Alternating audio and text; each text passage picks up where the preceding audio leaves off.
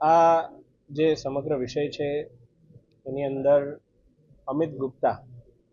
એમનો સુપુત્ર છે અને અમિત તેઓ પોતે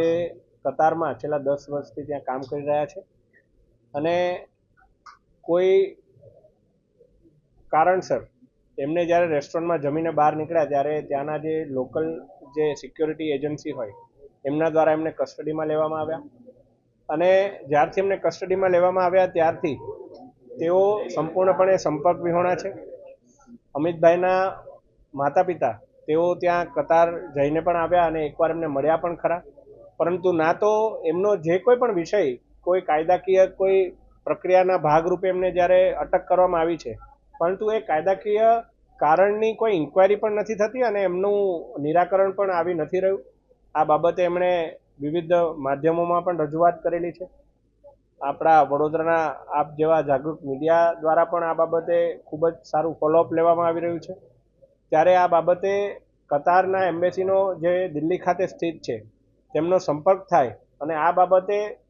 એમના માતા પિતાનો જે અધિકાર છે કે સ્પષ્ટીકરણ મળે કે કયા કારણોસર આવું થઈ રહ્યું છે અને આગળ હવે શું એનો રોડમેપ છે,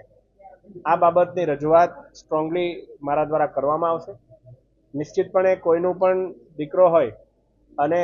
તેઓને કોઈ પણ કારણ વગર આટલી યાતના ભોગવવી પડતી હોય અને એ પણ દેશથી દૂર વિદેશમાં જ્યારે આ પ્રકારની પરિસ્થિતિ નિર્માણ થતું હોય ત્યારે માતા પિતાની ચિંતા એ સાર્થક છે અને એમની ચિંતા પ્રત્યેની મારી સંવેદના પણ છે અને આ બાબતે યોગ્યમાં યોગ્ય ઝડપી જે કંઈ પણ કાર્યવાહી છે એ થાય એ બાબતે પ્રામાણિક પ્રયત્ન કરવામાં આવશે. પ્રત્યુત્તર એમનો મળ્યો છે, પરંતુ જે અધિકારીનો એમણે સંપર્ક સૂત્ર આપ્યું છે એ અધિકારી દ્વારા ઘણીવાર ફોન નથી લેવામાં આવી રહ્યો એ બાબતની રજૂઆત મળી છે. આ બાબતે પણ યોગ્ય સ્તરે રજૂઆત કરવામાં આવશે અને કોઈ યોગ્ય એમને પોઈન્ટ ઓફ કોન્ટેક્ટ મળે કતારનું એ બાબતનો મારો પહેલો પ્રયત્ન રહેશે.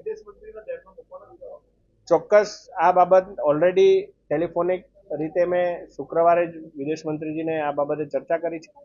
અને આવનારા અઠવાડિયામાં પણ જ્યારે હું દિલ્હી હોઉં ત્યારે આ બાબતે